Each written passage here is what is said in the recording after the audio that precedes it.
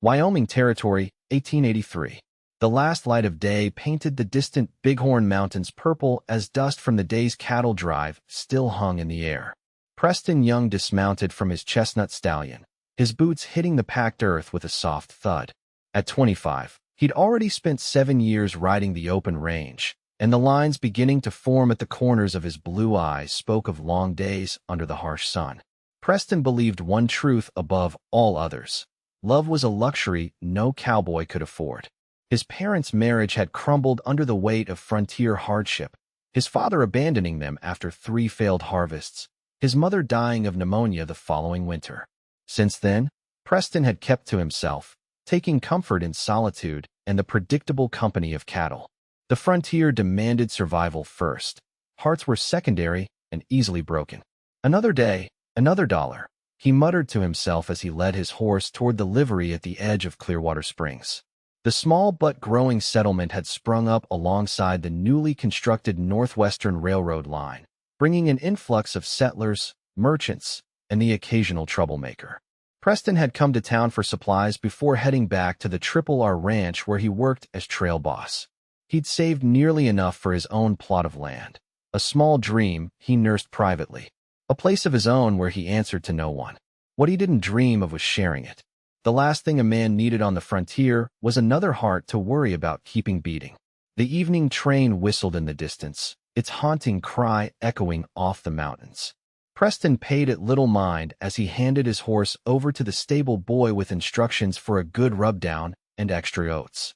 He had 2 days in town before heading back to the ranch, and he intended to spend them getting supplies, enjoying a proper bath, and perhaps indulging in a whiskey or two at the Silver Spur Saloon, alone, as always.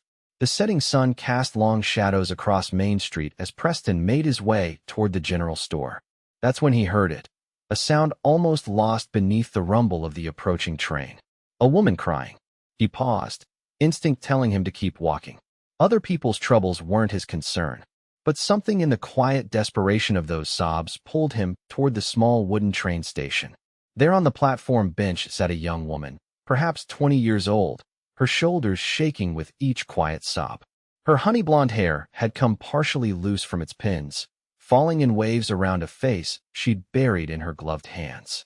Her traveling dress of deep blue cotton was dusty from the journey, but its quality spoke of Eastern refinement. Preston hesitated.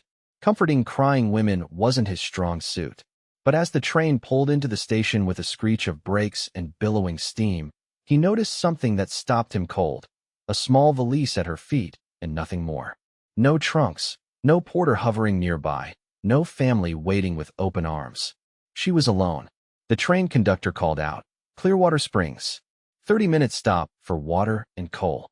The young woman's head snapped up at the announcement, revealing tear-stained cheeks and eyes the color of summer sage. When she saw Preston watching her, she quickly wiped at her face, attempting to compose herself. Something about her vulnerability in that moment struck through Preston's carefully constructed armor. Before he could reconsider, he found himself approaching her. "Ma'am, are you in some kind of trouble?" he asked, removing his hat and holding it respectfully.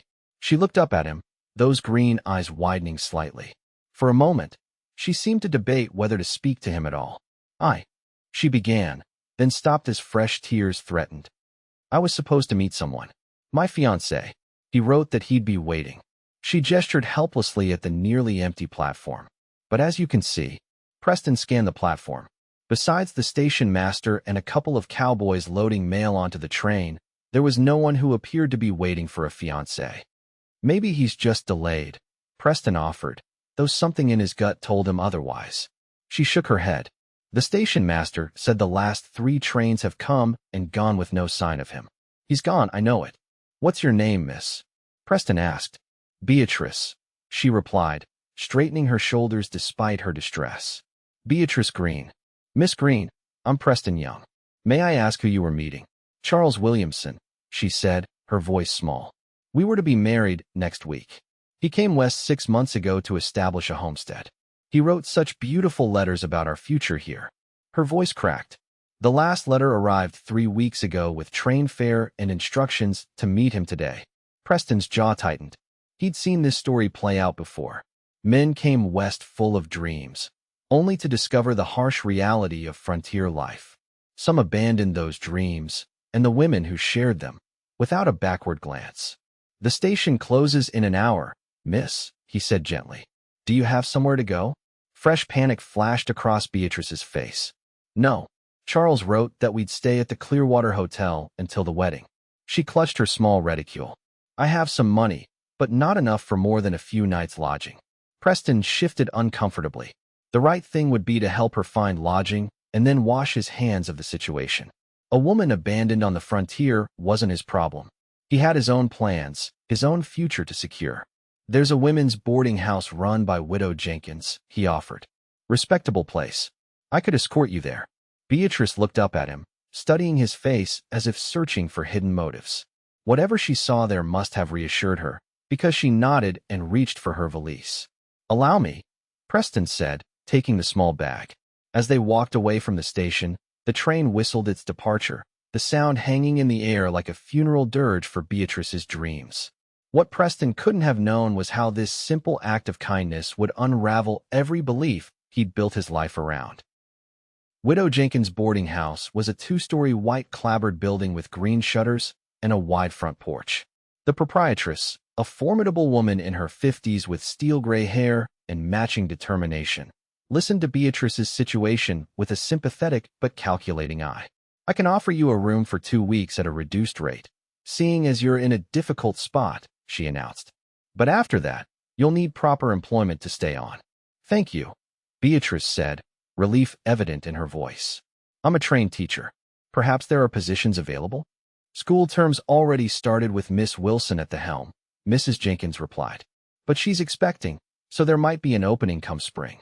Preston, who had lingered awkwardly by the door, cleared his throat.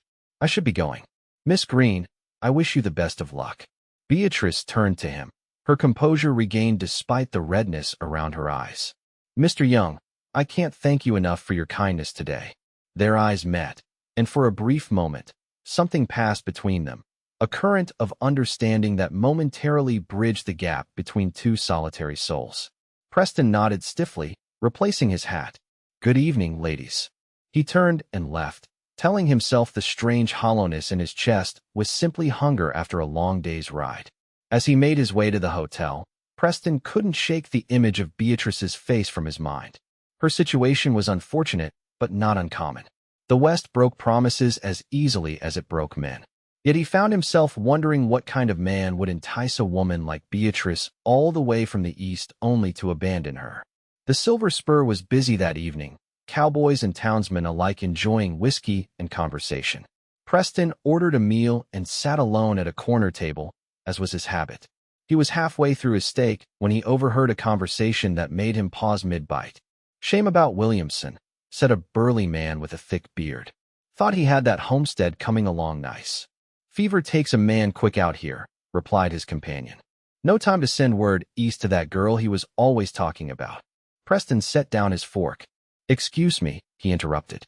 "This Williamson, was his first name Charles?" The men looked over, surprised. "That's right," said the bearded one. "Died about 3 weeks back. Doc Summers couldn't do anything for him." "Damn shame," added the other man. "He'd just finished building that little house, too. Even painted it white like his girl wanted." Preston felt as though someone had punched him in the gut. Not abandoned, dead. And the letter with the train fare must have been sent before Charles fell ill. "Where's his place?" Preston asked. "About 8 miles north, near Cottonwood Creek," the bearded man replied. "Why? You know him?" "No," Preston said, standing and throwing money on the table for his half-eaten meal. "But I know the woman who came to marry him." The night air had grown cool as Preston strode purposefully toward the boarding house. The lights were still on downstairs, and he knocked firmly on the door. Mrs. Jenkins answered, her eyebrows rising in surprise. "Mr. Young? It's rather late for social calls." "I need to speak with Miss Greene," he said. "It's about her fiancé." Something in his tone must have conveyed the urgency, because Mrs. Jenkins nodded and disappeared inside. A few moments later, Beatrice appeared, her hair now neatly braided for the night, her eyes showing signs of recent tears. "Mr. Young?" she asked, stepping onto the porch and closing the door behind her. Preston removed his hat, turning it in his hands. Miss Greene, I'm afraid I have news about Charles Williamson. Her face paled in the lamplight. He's not coming, is he? No, ma'am, he's not. Preston took a deep breath. I overheard some men talking at the Silver Spur. Charles passed away 3 weeks ago. Fever, they said. Beatrice swayed slightly, and Preston instinctively reached out to steady her. For a moment, she leaned into his support before straightening. 3 weeks, she whispered. That's when his last letter arrived. He must have. Her voice trailed off as the realization hit her. He never abandoned me. He just couldn't come. The relief in her voice at knowing she hadn't been forsaken was quickly overtaken by grief. Her shoulders began to shake with silent sobs. Without thinking, Preston did something entirely out of character. He pulled her gently into his arms, offering the comfort of human contact as she cried for the future that would never be. It felt strange to hold someone this way, to feel their pain so intimately. Part of him wanted to pull away, to retreat to the safety of his solitude. But a deeper part recognized something in Beatrice's grief that echoed his own long-buried pain. I'm sorry, he said quietly, meaning it more than he'd meant anything in years. When her tears finally subsided, Beatrice pulled back, embarrassed. Forgive me. I've ruined your shirt. It's seen worse, Preston replied with a small smile. What am I to do now? She asked, the question seemingly directed more at the night sky than at him. And before Preston could consider the implications, he found himself saying words that would alter the course of both their lives. Charles built a home for you before he died. 8 miles north, near Cottonwood Creek. I could take you there tomorrow, if you'd like to see it. The hope that flickered across Beatrice's tear-stained face was like the first star appearing in the evening sky. Unexpected and somehow miraculous. You would do that for me? She asked. Preston nodded, already wondering what madness had possessed him to make such an offer. Get some rest, Miss Greene. I'll come for you at 9 tomorrow morning. As he walked back to his hotel room, Preston tried to convince himself he was merely being neighborly. But deep down, he knew it was more than that. For the first time in years, someone else's pain had pierced the armor he'd built around himself. And it terrified him. The morning dawned clear and cool, the kind of autumn day that hinted at winter's approach without surrendering to it completely.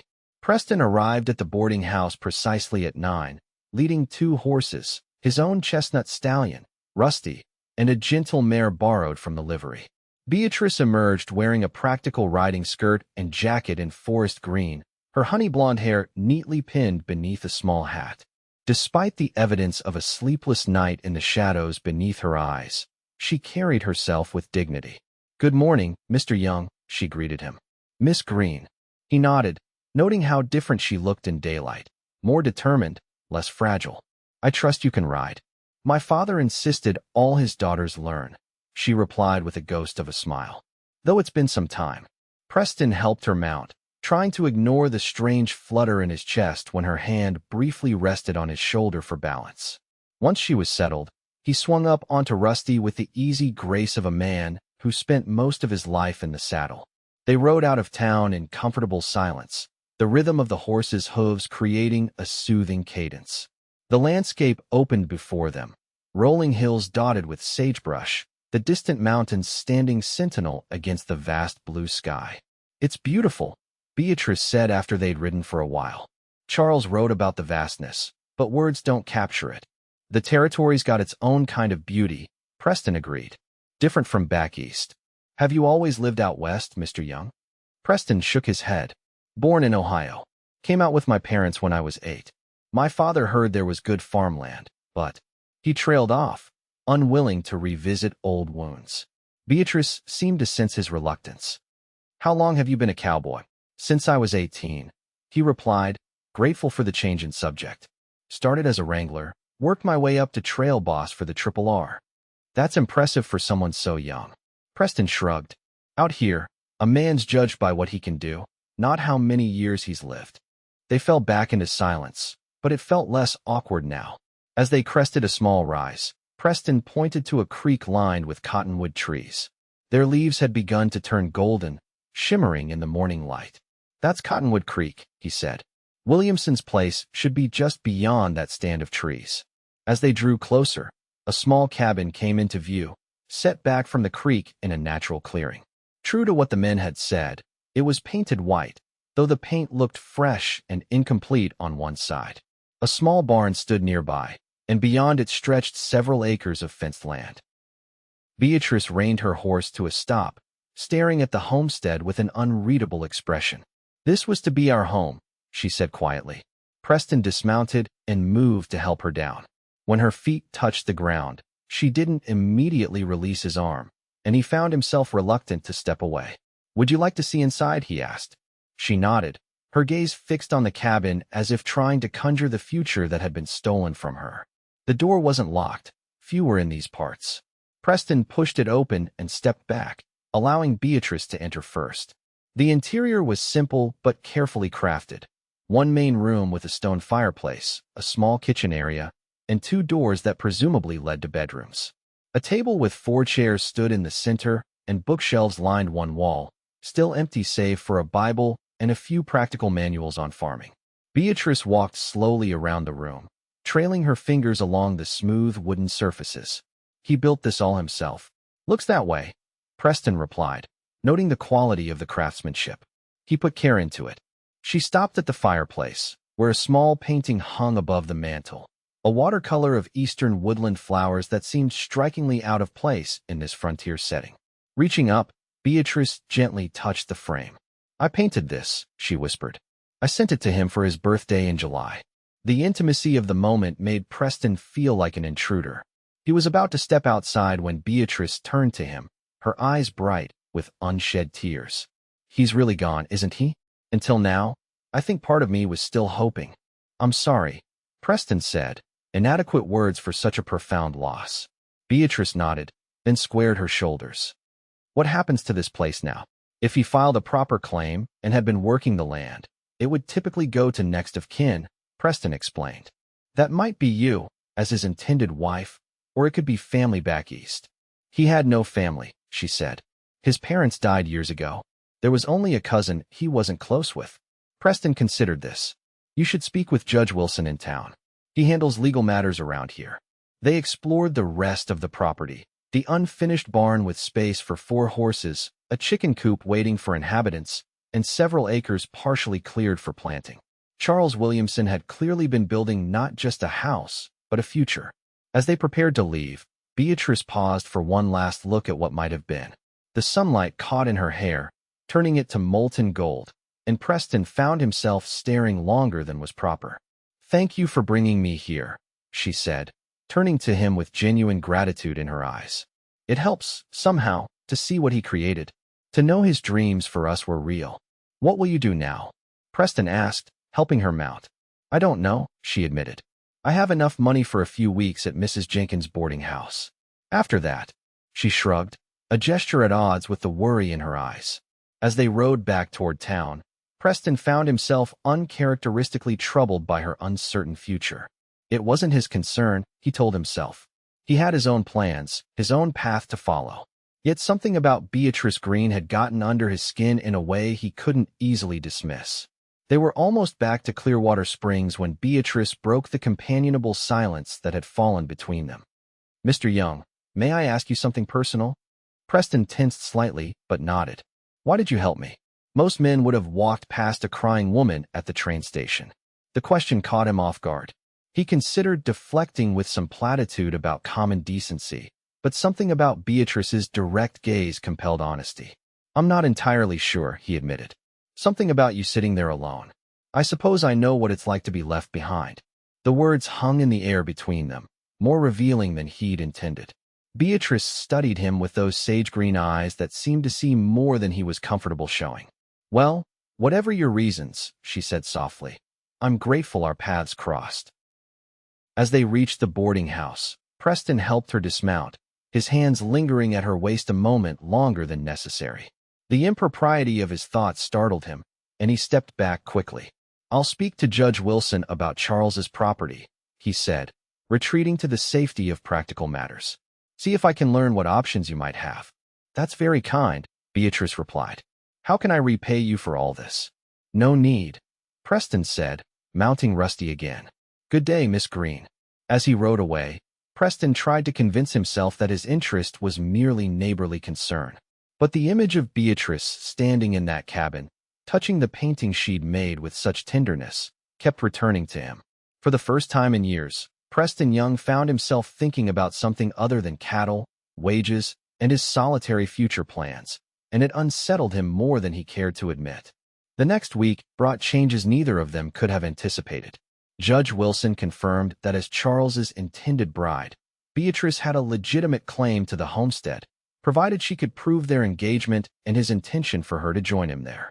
The letters, Preston suggested when he delivered this news to Beatrice at the boarding house. If he mentioned the homestead being for both of you, that should be evidence enough. Beatrice's face lit up with hope for the first time since he'd met her. I have every letter he sent. He clearly states that he was building our home and that the land would support us both. Then you might be able to keep the property, Preston said, surprised by how much this possibility pleased him. But practical realities quickly tempered their optimism. Even with legal ownership, maintaining a homestead required resources Beatrice didn't have: money for supplies, livestock, seed for planting. And a woman alone on a frontier property faced dangers beyond mere financial constraints. I could hire myself out as a seamstress, Beatrice suggested as they discussed these challenges over coffee at the town's small cafe. Or perhaps give piano lessons. I'm quite accomplished. Preston shook his head. The homesteading requirements are strict. You need to live on the land and make improvements. Working in town wouldn't leave time for that. The solution came from an unexpected quarter. 2 days later, Mrs. Jenkins summoned Beatrice to the parlor where a visitor waited, Dr. Samuel Summers, the physician who had treated Charles in his final days. Miss Greene, the doctor greeted her, rising from his chair. I apologize for not coming sooner. I was out at the McMahon ranch delivering twins. Dr. Summers. Beatrice acknowledged him with a polite nod. Mr. Young mentioned you treated Charles at the end. The doctor's kind eyes reflected sympathy. I did what I could, but the fever took hold too quickly. Before he passed, he asked me to give you something if you should come. From his coat pocket, Dr. Summers withdrew a small leather pouch and a sealed letter. He said these were for his bride. With trembling hands, Beatrice accepted the items. The pouch contained a simple gold band and a modest sum of money. Not a fortune, but enough to purchase basic supplies and perhaps a cow or some chickens. The letter, written in a wavering hand, brought fresh tears to her eyes. He knew he was dying, she whispered. He apologizes for not being here to meet me and hopes I'll find happiness, even if it's not in the home he built. That evening, as Preston made preparations to return to the R ranch, he found himself drawn once more to the boarding house. Beatrice met him on the porch, the letter from Charles still clutched in her hand.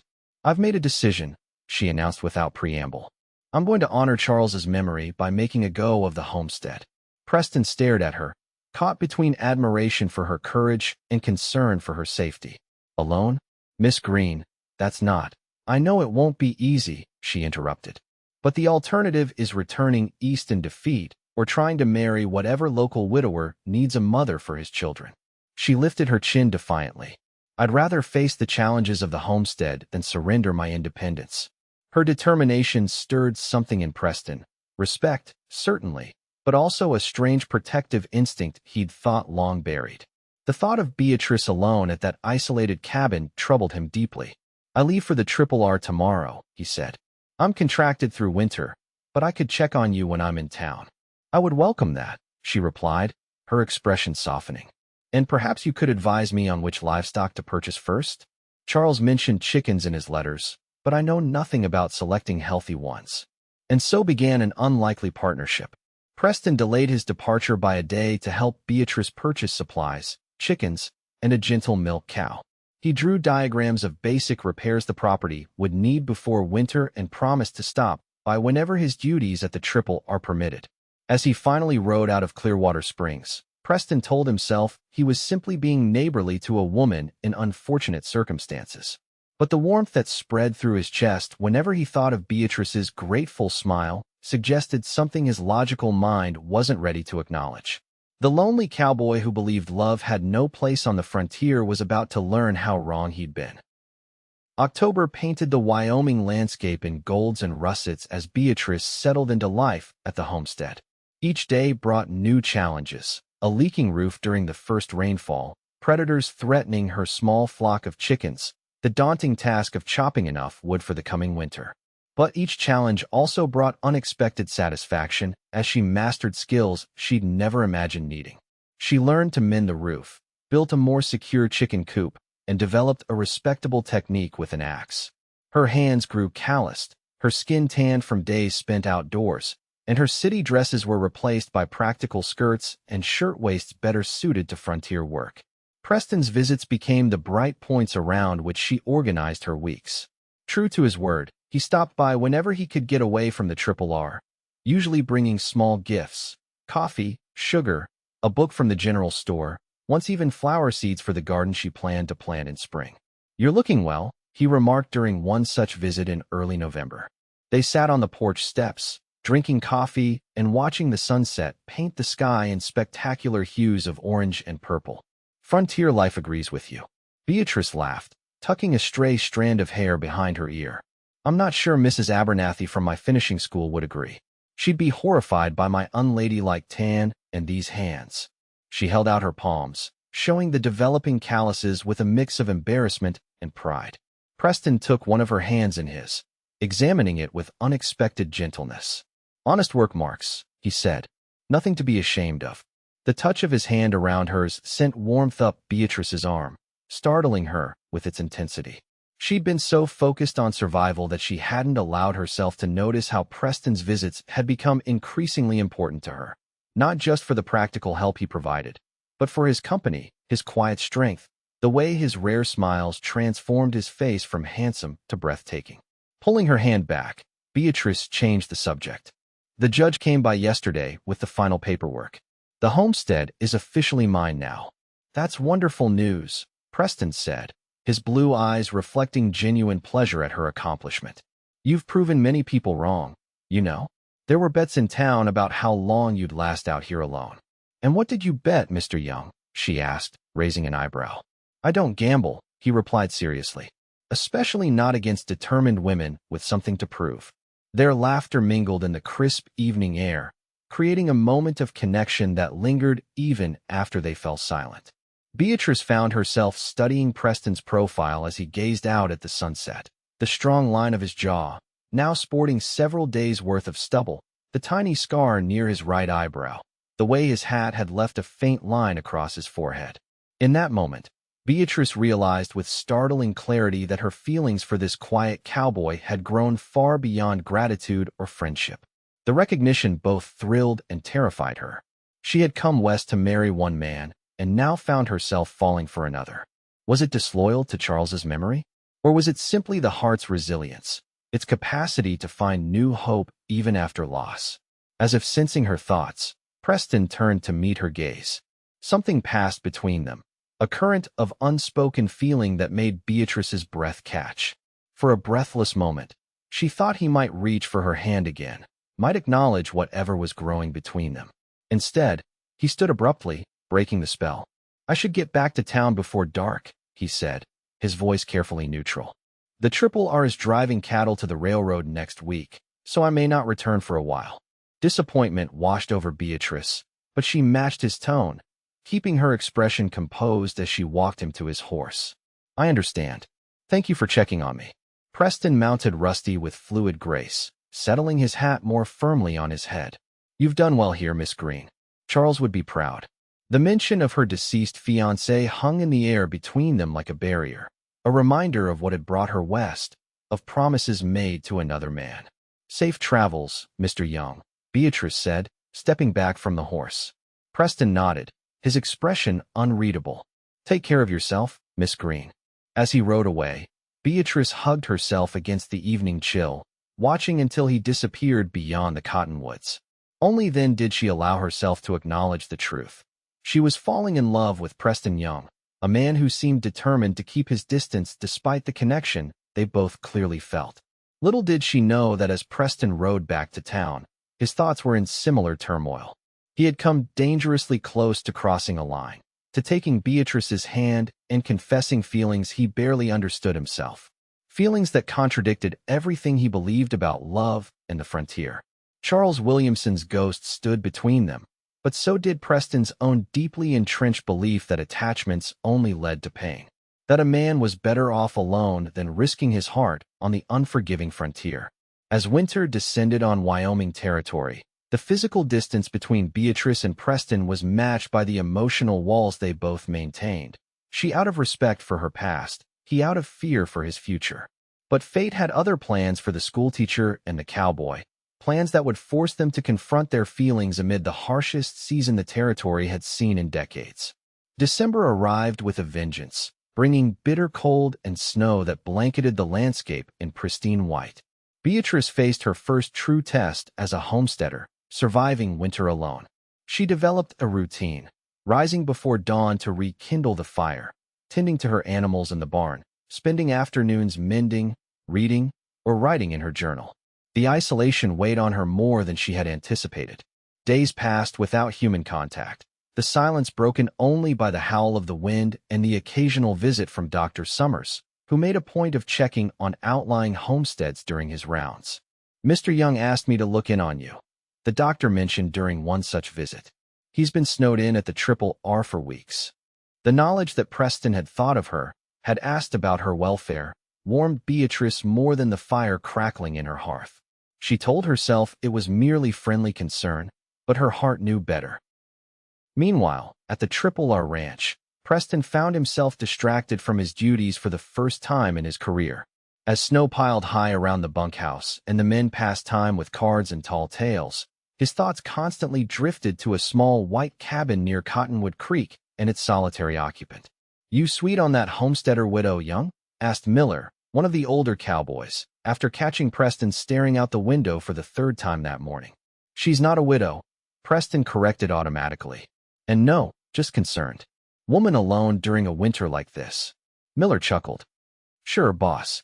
That's why you've been carving that little wooden box every night instead of playing poker with the rest of us." Preston's hands stilled on the small maple box he'd been crafting in his spare time. It was nearly finished, a delicate container for holding sewing notions, its lid carved with a pattern of cottonwood leaves. "It's just something to pass the time," he muttered, though they both knew it was more than that. When the storm finally broke in mid-December, Preston was the first to volunteer for the supply run to town. The trail was treacherous, snow drifting higher than Rusty's knees in places, but Preston pressed on, driven by a need he could no longer deny. He reached Clearwater Springs by noon, delivered the ranch's supply list to the general store, and was back in the saddle within the hour, heading not toward the Triple R, but north to Cottonwood Creek. The sight of smoke rising from Beatrice's chimney filled him with disproportionate relief.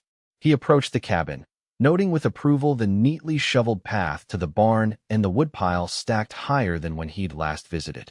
His knock was answered almost immediately.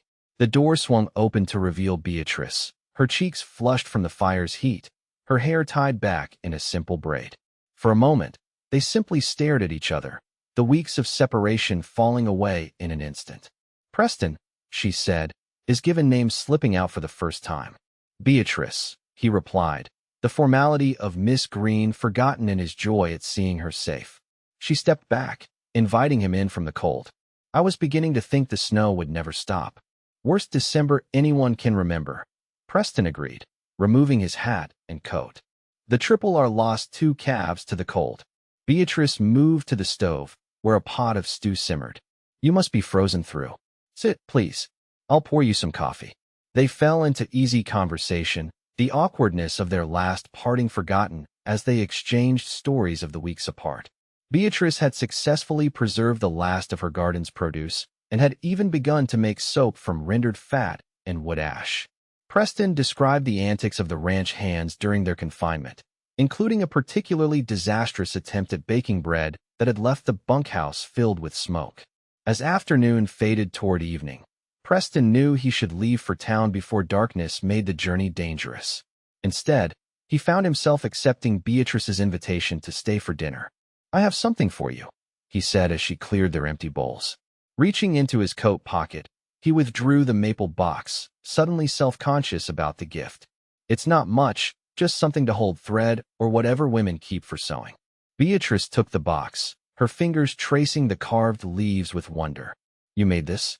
"It's beautiful." Preston had plenty of time during the storm, he said, downplaying the hours he'd spent ensuring each leaf was perfect. "No one has ever made something like this for me before," she said softly, looking up at him with an expression that made his heart stumble in his chest. The moment stretched between them, heavy with unspoken feelings. Outside, the wind picked up, howling around the cabin's corners and rattling the windows with sudden fury. Preston reluctantly stood. "I should head back before this turns into another blizzard." Beatrice rose as well, moving to the window. Her expression grew concerned as she looked out at the rapidly deteriorating weather. "It's already snowing again. You can't possibly make it back to town safely." Preston knew she was right, but the prospect of spending the night under the same roof as Beatrice, alone, unchaperoned, presented a different kind of danger. "I've ridden in worse," he began. "Don't be foolish," she interrupted firmly. "You can take Charles's room. I've kept it clean, though I mostly use it for storage now." The mention of Charles's name acted like a bucket of cold water on Preston's warming feelings. He was reminded sharply that this wasn't just any cabin, but one built by a man who had planned to make Beatrice his wife. A man whose memory deserved respect. "If you're certain it wouldn't be improper," he conceded. "I think survival trumps propriety in this case," Beatrice replied with a small smile. "Besides, no one need ever know." But as the evening progressed, and they sat before the fire, Preston reading aloud from one of Beatrice's books while she mended a shirt, the intimacy of their situation became increasingly difficult to ignore. This domestic scene felt dangerously right, as if they were glimpsing a future neither had dared imagine. When they finally retired to their separate rooms, Preston lay awake listening to the storm rage outside and the occasional creak of floorboards as Beatrice moved in her bedroom across the narrow hallway.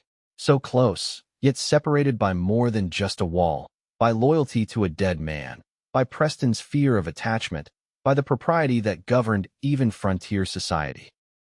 Morning brought clear skies, but temperatures so brutal that ice had formed on the inside of the windows. After a simple breakfast, Preston knew he could delay no longer. "Thank you for your hospitality," he said formally as he prepared to leave. "I'll try to check on you again after Christmas, weather permitting." Beatrice nodded, her expression carefully composed. "I'd like that. Be safe on your journey back." As Preston mounted Rusty, he found himself reluctant to leave despite the necessity. "Beatrice," he called impulsively, "if you need anything at all, send word to the RRR. I'll come." The promise hung in the air between them, meaning far more than the simple words suggested. Beatrice's smile warmed him more effectively than any fire could have. "I know you will," she replied softly. As Preston rode away, he realized with startling clarity that his heart was no longer his own. Somewhere between that first meeting at the train station and this moment, Beatrice Greene had claimed it completely. The realization terrified him. Love on the frontier had brought his mother nothing but abandonment and an early grave. His own experience had taught him that attachment led inevitably to loss. Yet for the first time, Preston began to wonder if the risk might be worth the reward, if the walls he'd built around his heart were protecting him or simply keeping him from truly living. With these troubling thoughts for company, he turned Rusty toward Clearwater Springs, unaware that the true test of his feelings for Beatrice lay just days ahead. The day after Christmas, disaster struck. Beatrice was returning from feeding her animals when she slipped on ice hidden beneath the snow. Her ankle twisted violently, and she fell hard, striking her head against the corner of the water trough. Pain exploded through her skull as warm blood trickled down her temple. Worse, her ankle throbbed with such intensity that she knew immediately it was more than a minor sprain. Gritting her teeth, Beatrice attempted to stand, only to collapse back into the snow with a cry of pain.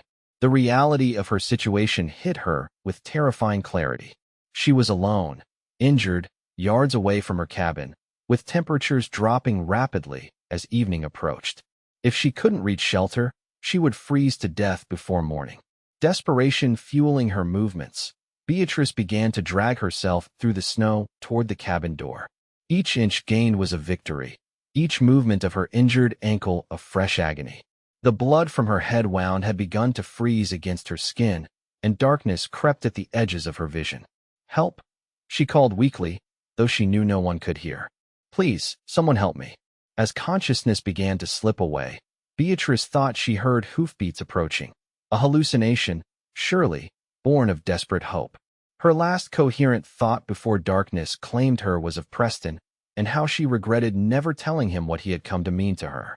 Miles away, Preston and two other Triple R hands were returning from delivering a Christmas gift to the ranch owner's daughter in Sheridan when they spotted smoke rising from beyond Cottonwood Creek. Too much smoke for a simple chimney fire. That's near the Green place, Preston said, a chill that had nothing to do with the temperature washing over him. Without waiting for his companions, he spurred Rusty into a gallop, covering the remaining distance at dangerous speed. The scene that greeted him would haunt his nightmares for years to come. The barn was ablaze, flames leaping hungrily into the winter sky. And there in the snow lay a crumpled figure, unmoving, a trail of blood staining the white ground where she had dragged herself toward the cabin. Beatrice. Preston vaulted from the saddle before Rusty had fully stopped, dropping to his knees beside her still form.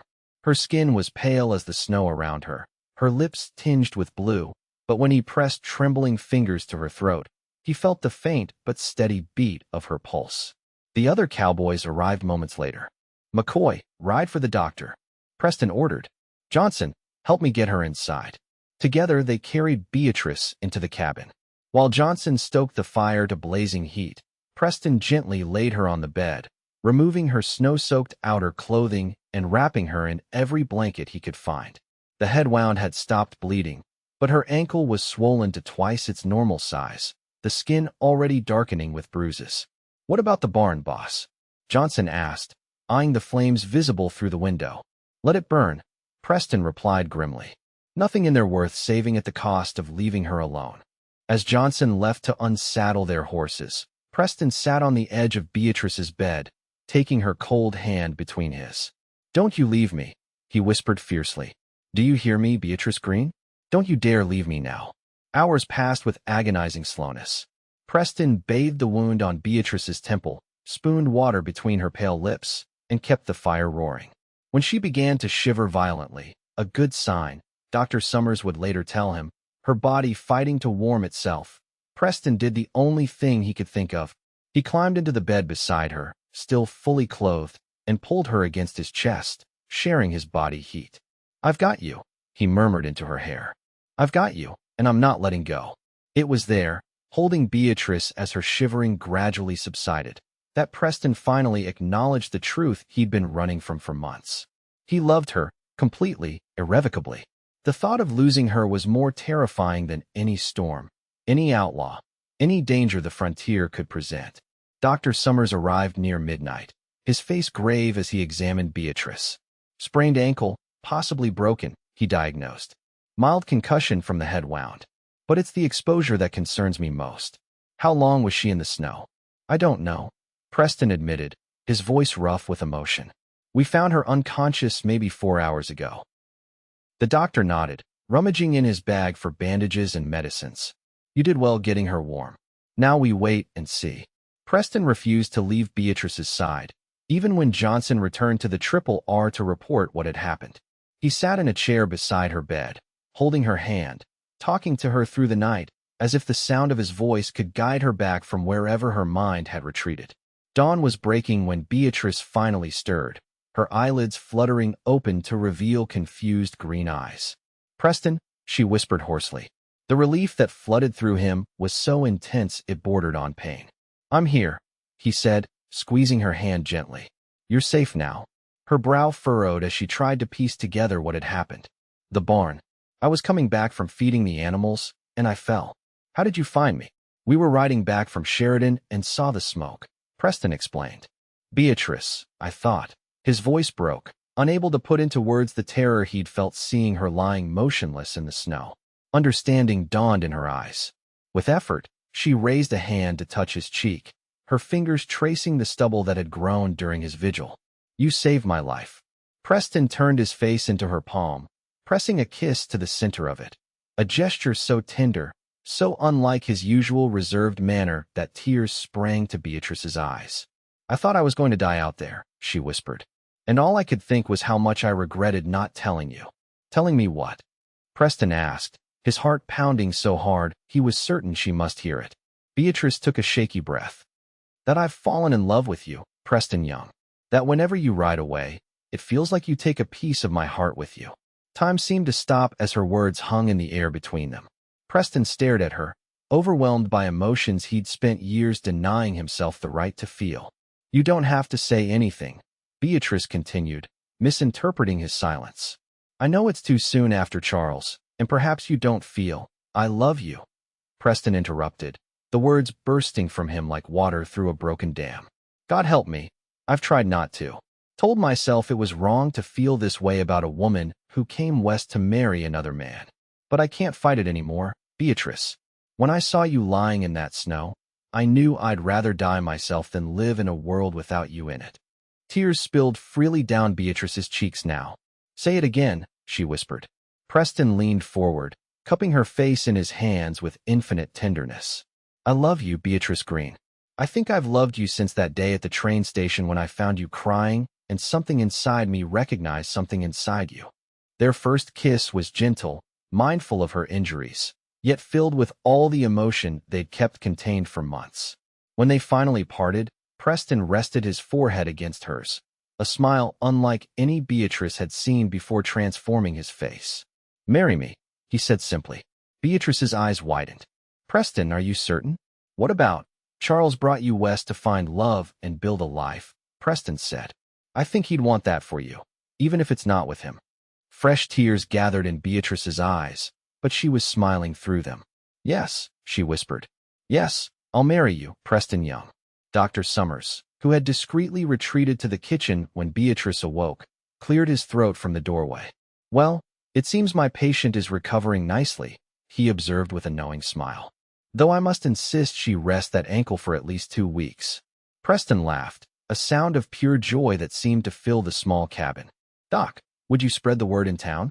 I want everyone to know that come spring, Beatrice Greene has agreed to become my wife." The doctor nodded, his eyes twinkling. "I believe Mrs. Jenkins will be particularly pleased to hear it. She's had a wager going with the blacksmith about when you two would finally admit what everyone else has seen for months." As Dr. Summers departed with promises to return in a few days, Preston settled beside Beatrice on the bed, careful not to jostle her injured ankle. Outside, the sun had fully risen, casting golden light across the snow-covered landscape.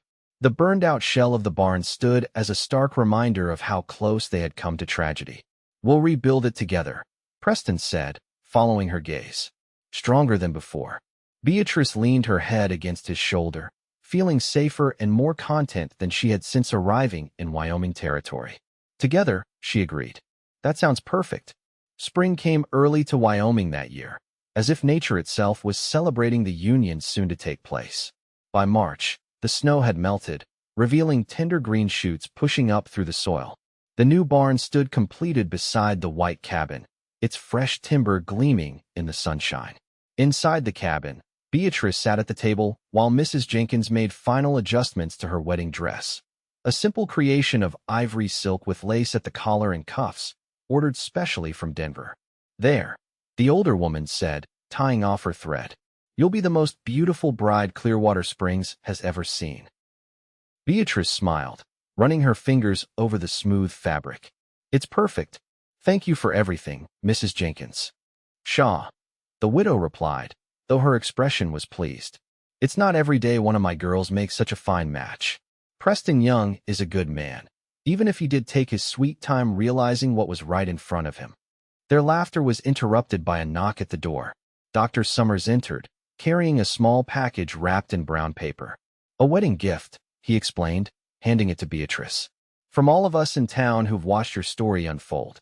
Unwrapping it carefully, Beatrice found a leather-bound album.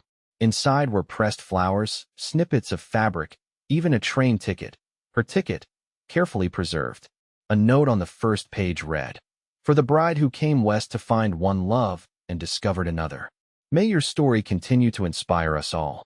Tears filled Beatrice's eyes as she turned the pages. The last one held a sketch of the white cabin, with 2 figures standing hand in hand before it. "It's beautiful," she whispered. "I'll treasure it always." The wedding day dawned clear and mild, the kind of perfect spring morning that seemed created especially for new beginnings. The ceremony would take place at the homestead, with Judge Wilson officiating and the entire population of Clearwater Springs in attendance. Preston arrived early, dressed in a new suit that emphasized the breadth of his shoulders and the lean strength of his frame. His customary hat was missing, his dark hair neatly trimmed, his face cleanly shaven. At 26, he looked younger than he had in years, the habitual seriousness of his expression replaced by barely contained joy. As he waited for the ceremony to begin, he found himself drawn to the small grave marker set beneath the largest cottonwood tree. They had buried an empty coffin there in January, after Beatrice suggested it might help them both find closure. "I want to thank you," Preston said quietly to the marker bearing Charles Williamson's name, "for bringing her west, for building this place, for loving her enough that she learned how to love again." He paused, feeling oddly certain that he was heard. "I'll take care of her. You have my word." A gentle breeze stirred the new leaves overhead, and Preston nodded once before returning to take his place beside Judge Wilson. The guests had arrived, arranging themselves in rows of chairs brought out from town for the occasion. Even the ranch owner from the Triple R had come, offering Preston a permanent position as foreman with the understanding that he'd live at the homestead with his new wife.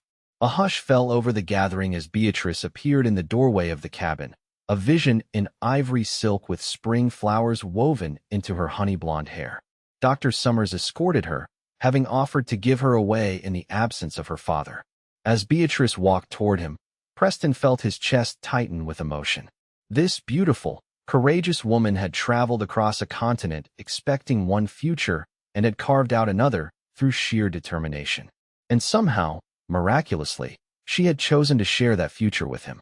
When she reached his side, Preston took her hands in his, unable to take his eyes from her face.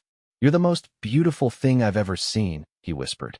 Beatrice's smile illuminated her entire face. "And you, Preston Young, are the most unexpected blessing of my life." Judge Wilson cleared his throat, beginning the ceremony with time-honored words about love, commitment, and the sacred bonds of matrimony. When it came time for the vows, Preston had prepared something special. "Beatrice," he said, his voice clear and steady despite the emotion behind it. "When I found you crying at the train station that day, I had no idea my heart had been waiting for you my entire life. You taught me that the frontier isn't just about survival. It's about building something worth surviving for. I promise to love you, protect you, and walk beside you through whatever life brings, until my last breath." Tears shimmered in Beatrice's eyes as she responded. "Preston, you found me at my lowest moment and showed me that endings can become beginnings. You gave me strength when I had none, hope when I'd lost mine, and love when I least expected it. I promise to be your partner, your shelter, and your home, through all the seasons of our life together." When Judge Wilson pronounced them husband and wife, Preston gathered Beatrice into his arms with a reverence that spoke volumes. Their kiss was a promise, a celebration, a new chapter opening before them. The celebration lasted well into the evening, with food and dancing and more goodwill than the small homestead had ever known. As twilight descended, the guests gradually departed, leaving the newlyweds standing on their porch, watching the first stars appear in the darkening sky. "Happy?" Preston asked, his arm around Beatrice's waist. She leaned into him, her head resting against his shoulder. "Completely. And you?" Preston turned to face her, taking both her hands in his. In the soft light spilling from the cabin windows, his expression was one of wonder, as if he still couldn't quite believe his good fortune. "I spent so many years convinced that love was a luxury I couldn't afford," he said. "That attachment only led to pain. But you changed everything, Beatrice. You made me see that the risk of loving is nothing compared to the emptiness of never trying." Beatrice reached up to touch his face, tracing the features that had become so dear to her. "When I came west, I thought I knew exactly what my life would be. I never imagined this path, but now I can't imagine any other." Preston pulled her close, resting his cheek against her hair. "Welcome home, Mrs. Young." As they stood together in the gathering darkness, the white cabin behind them glowed with warmth and promise. Not just a house built by one man's hands, but a home created through unexpected love and the courage to begin again. And somewhere, perhaps, Charles Williamson smiled upon the happiness that had grown from seeds he'd planted, in a woman brave enough to journey west, and a cowboy who found her crying at the station and whispered, "My heart's been waiting for you."